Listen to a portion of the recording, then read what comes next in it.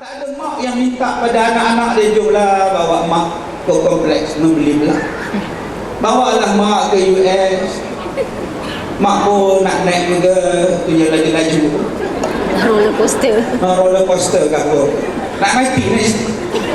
Cabut gigi palsu. Dah lah tak pakai politik. Mak tak minta lah. Tapi berapa banyak orang yang menganggap mak ni menyusahkan. Menyusahkan. Ada adik yang bela mak, kakak tak nak bela. Adik pun merungut. Entahlah Ustaz, kakak-kakak saya tak nak bela saya, tak nak bela mak saya pula nak dengan saya je. Kakak-kakak saya semua kerja besar-besar Ustaz. Saya ni suami travel lori je, bukannya banyak gaji pun. Tapi kakak dengan abang semua serah pada saya. Entahlah Ustaz, kenapa cakap macam itu? Patut cakap Alhamdulillah Ustaz. Dalam banyak-banyak adik-beradik, mak pilih saya untuk bela dia. Alhamdulillah, mudah-mudahan Allah ampunkan dosa saya. Sepatutnya kita ucap macam itu. Tiap-tiap hari tengok muka mak pahala. Tiap-tiap hari pegang tangan mak, mandikan mak, suap makan pada mak pahala. Mana lebih besar pahala dengan wang ringgit? Tidak ada boleh lawan wang ringgit dengan pahala yang begitu besar. Tiap-tiap hari tengok muka mak pahala, berbakti dengan mak naik darjat, berbakti dengan mak diberikan pahala, dihapuskan dosa. Tiba-tiba kita seronok mak kita pergi rumah adik. Suami tanya, mana mak awak? Adik ambil tadi. Bagus, lapang si rumah. Saya pun suka bang. Tak ada susah nak bayar, nak bela dia. Salah. Sepatutnya berbuk nak bela mak, bukan berbuk tak nak bela mak. Ingat tuan-tuan, tambah-tambah mak kita dah buruk, lagi dia perlukan perhatian. Kenangi ibu bapa, doakanlah sejahtera. Kita anak harus membela apabila sudah dewasa. Jangan biarkan mereka sia-sia di hari tua. Kecewa hidup dan merana karena perbuatan anak derhaka.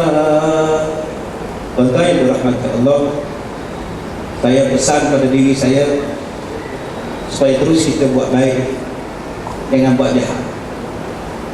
Sebab setiap perbuatan baik yang kita buat ada saham untuk mak kita. Jangan buat dosa, elakkan sungguh-sungguh.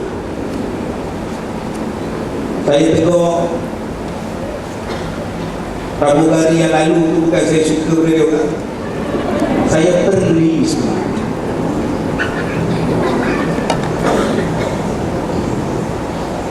Ingat, setiap perbuatan yang kita buat itu Allah balas. Dan kita takut kesan balasan itu sampai pada mak bapak kita. Biar kita buat baik-baik je tu, supaya mak bapak kita senang dalam hidup. Jangan bantah cakap mak ada benda di sebalik.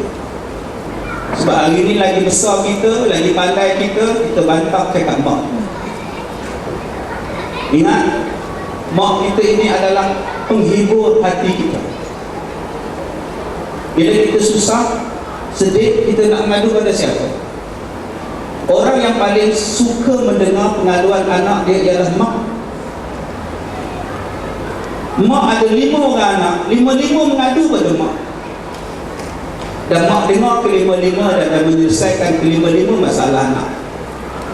Daripada kecil kita mengadu pada mak, kita jarang mengadu pada bapa. Masalah pun mak sampai masalah dengan suami pun kita mengadu dengan mak. Masalah mengandung pun mengadu dengan mak. Masalah nak dapat anak pun mengadu dengan mak. Yang sulit-sulit pun mengadu dengan mak. Dan mak adalah orang yang paling suka mendengar. Belum tentu suami kita suka mendengar apa yang kita cakap. Belum tentu orang lain suka mendengar apa yang kita cakap. Tetapi mak kita suka mendengar. Malah mak kita kadang-kadang terkesan dalam hati dia apa yang kita cakap sampai mak tak tidur. Tak tidur semalaman mak memikirkan masalah anak dia. Kadang-kadang berbulan tak tidur memikirkan masalah anak dia. Mana kita nak cari tuan-tuan mak macam ni? Mana nak cari orang macam ni? Dan mak tidak lari daripada masalah. Tak cukup makan, mak akan cari duit untuk cukup makan anak-anak. Makanan dah ada, anak ramai, bagaimana nak bagi cukup makanan? Mak sanggup bagi-bagikan makanan. Kadang-kadang mak sanggup berlapar untuk anak-anak. Mak sanggup tak makan untuk anak-anak dia. Yang pasti anak-anak dia makan. Yang penting anak-anak dia kenyang dulu. Mak tak kenyang pun tak apa.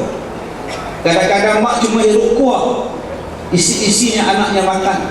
Ini pengorbanan orang tua kita, pengorbanan mak kita, yang tidak ada siapa boleh nafikan mak seperti itu.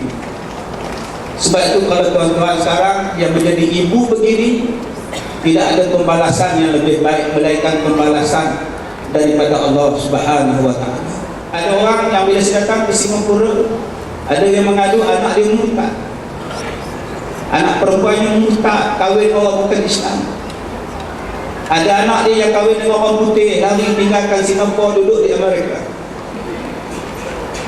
Ada yang mengadu masalah dia anak tak langsung, tak ziarah dia, tak balik jenguk dia, macam-macam tuan-tuan. Kita dah jemu berdoa sebenarnya pun. Ingat, jadi macam Nabi Ibrahim yang tidak pernah jemu berdoa. Jangan jemu berdoa, teruskan. Berbuat baik kita pada Allah, bukakan pintu hati anak kita. Dan saya minta kepada tuan-tuan sabar. Kalau anak kita tak balas jasa kita pun, kita tak minta pun.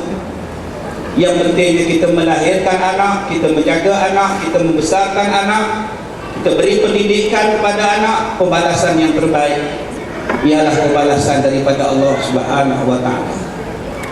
Kalau anak tak peduli kita pun tak apa, kita tak kecil hati pun. Janji Allah angkat pahala, Allah beri pahala pada kita. Allah angkat amalan kita, ditulis di hari kiamat sebagai amalan soleh daripada seorang ibu kepada anak-anaknya. Kadang-kadang tuan-tuan sakit hati kita bila anak kita ni, ya Allah, bukan kata bagi wang, curi wang kita.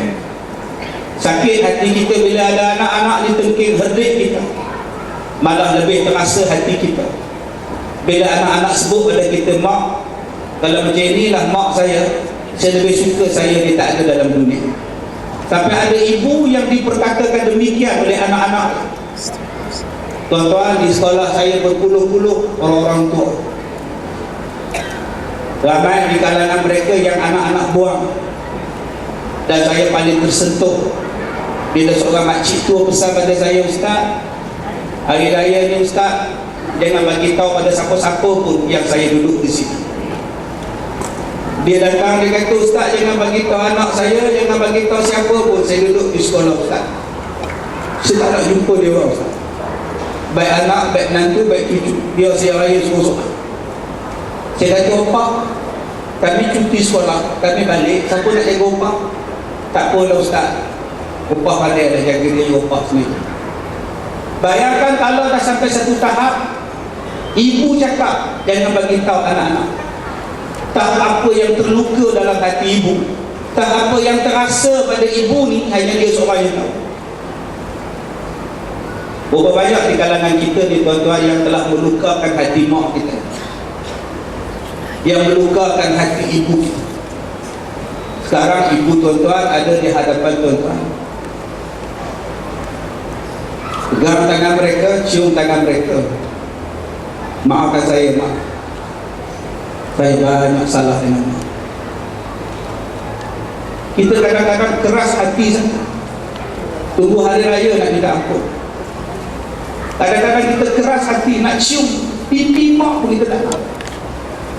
Tak apa benda yang berada dalam diri kita yang menyebabkan kita keras hati. Ini kita sama-sama ubah. Pastikan dengan mak lembut, tutur kata. Jangan sombong, jangan belagak, jangan bongkak.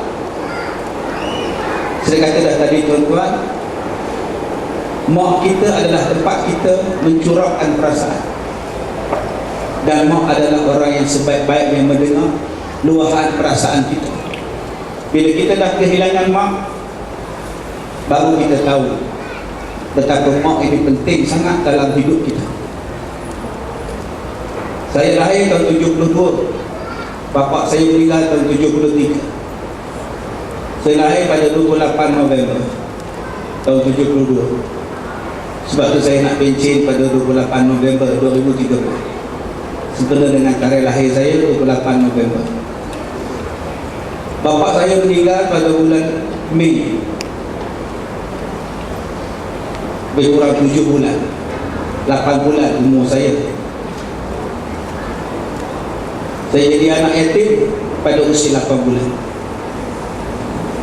Mak saya hanya naik sikap mengajar orang mengaji Quran. 7 adik-beradik. Yang sulung 14 tahun, saya 8 bulan. Hidup saya penuh dengan air mata, dengan susah. Saya banyak kawan, main-main pagi petang-petang, umur 6 tahun, 7 tahun. Bila mereka main, mereka minum aiskrim Malaysia. Saya akan lari balik rumah, sebab saya tak sanggup tengok dia orang minum aiskrim, makan aiskrim. Bila mereka bawa makan kedis ke apa tu, saya tak akan duduk. Saya balik ke rumah sebab saya tak nak teringin. Dan saya tahu mak saya takkan mampu untuk beli.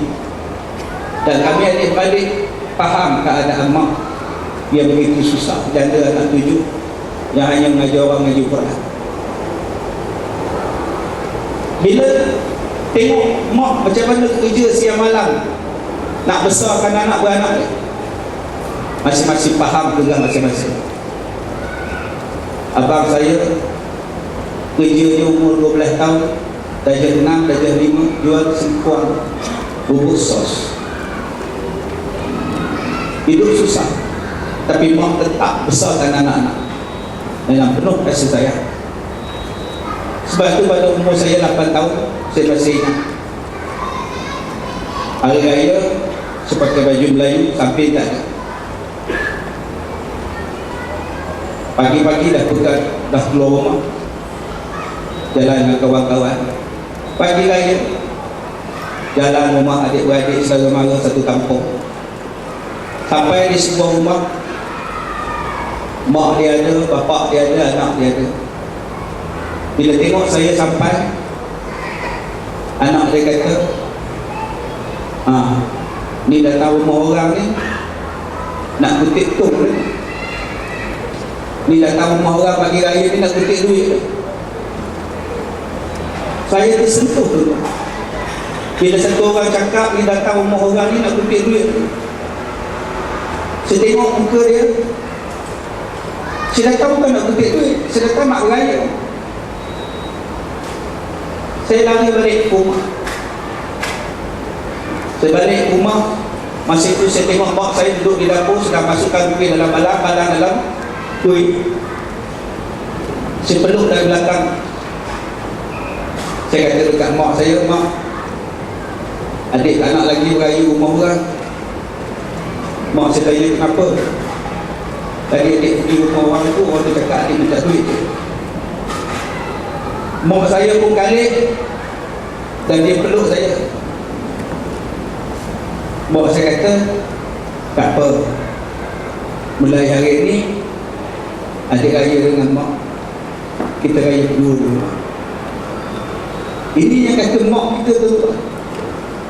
Di saat orang lain kutuk kita, hentam kita, tapi mak kita adalah orang yang menenangkan hati kita. Sebab itu saya tidak pernah beraya rumah orang. Saya hanya beraya dengan mak saya setiap tahun. Saya tak pernah keluar rumah, baik malam raya, baik siang raya, pagi raya. Tugas saya hanyalah raya dengan mak saya. Sekarang mak saya dah tak ada.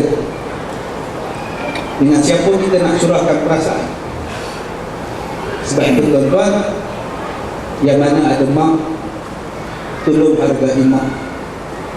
Yang mana ada ibu, tolong kasihi ibu. Bila tuan-tuan kehilangan mereka, baru tuan-tuan tahu betapa sunyinya hidup tanpa seorang ibu yang menemani kita. Besok bapak saya kahwin, saya jadi orang tua. Bapak saya menangis. Pak saya kata, aku nak kahwin, kamu tak ada.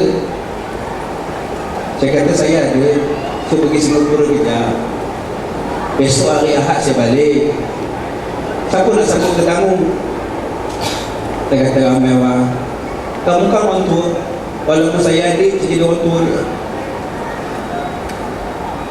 Tuan-tuan, mudah-mudahan kita menghargai semua orang, terutamanya kita menghargai ibu kita yang tidak ada tolak banding untuk kita.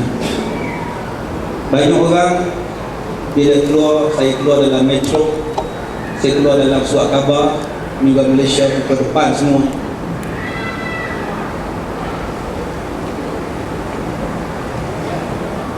bila surat khabar kata saya nak berhenti pada 28 November, banyak yang telefon, banyak yang email, banyak yang hantar surat, banyak yang PM, termasuk menteri, termasuk sultan-sultan. Saya sangat tersentuh bila ada 3 sultan. Dia kata, Ustaz jangan berhenti, teruskan pengajian, kami sokong. Macam-macam orang sebut. Ada yang kata saya di Ubud gunung itu adalah cipta rekaan saya. Ada 3 ubutan gunung dan 1 ubutan datang ke rumah sendiri, bawa cuka untuk siram saya. Kalau tengok jadi pendakwah ni orang suka, banyak orang tak suka. Saya panggil polis, selesaikan masalah. Polis tanya saya, Ustaz nak saya tangkap ke, nak report ke? Saya kata dia dah minta maaf tu dan lain-lain. Ada 3 personal message yang masuk untuk bunuh saya. Saya cakap pada tuan-tuan, saya dah berceramah 23 tahun. Sejak saya ke bangku sekolah tahun 90. Saya tidak pernah menolak hukum hudud. Malah saya sangat konsisten untuk melaksanakan hudud di Malaysia. Tetapi saya heran, kenyataan saya telah di-spin, diputar belit, dipotong, sehinggalah menggambarkan seolah-olah saya ini menolak hudud. Malah ada yang kata pada saya, Ustaz Kazim, serahkan batang leher kamu. Sampai tahap macam. Jadi inilah tuan-tuan, bila kita ni tidak melihat kepada keseluruhan ayat Quran, in ja'akum fasiqun binaba'in fatabayyan. Bila orang fasik bawa berita terus siasat, bila kita tak siasat terus terima, itulah jadi pada satu tahap. Ada orang tanya saya, Ustaz, kalau ada orang nak ubuk bunuh, kenapa tak berhenti sekarang? Saya bukan takut mati, sekarang saya boleh berhenti, tapi saya nak dah komitmen sampai bulan 11 diputar untuk ceramah, penuhkan janji itu. Dan selepas itu saya akan berehat, duduk di sekolah, jaga budak-budak yatim, mengajar tahfiz, berdakwah di Ipoh dan di televisyen sahaja. Saya dah penat tu, travel terlalu banyak. Doktor kata kalau kamu nak sayang nyawa, rehat. Saya masuk hospital, kita tak tahu penyakit apa. Nak operate, tak jadi operate, tak ada penyakit. Lalat doktor kata, awak balik, awak tak ada penyakit, penyakit awak ialah tidak rehat. Jadi tuan-tuan, mudah-mudahan Allah berkati pertemuan kita pada hari ini. Allah rahmati apa yang kita buat pada mak bapak kita, dan Allah rahmati pada kita sebagai ibu yang paling tinggi darjahnya. Mudah-mudahan Allah ampunkan dosa-dosa kita dan naikkan darjat kita, dan dikira program petang ini sebagai satu amal soleh yang berpanjangan pahalanya kepada mak bapak kita yang telah kembali ke rahmatullah. Wallahu a'lam. Assalamualaikum warahmatullahi wabarakatuh. Assalamualaikum. Waalaikumsalam warahmatullahi wabarakatuh.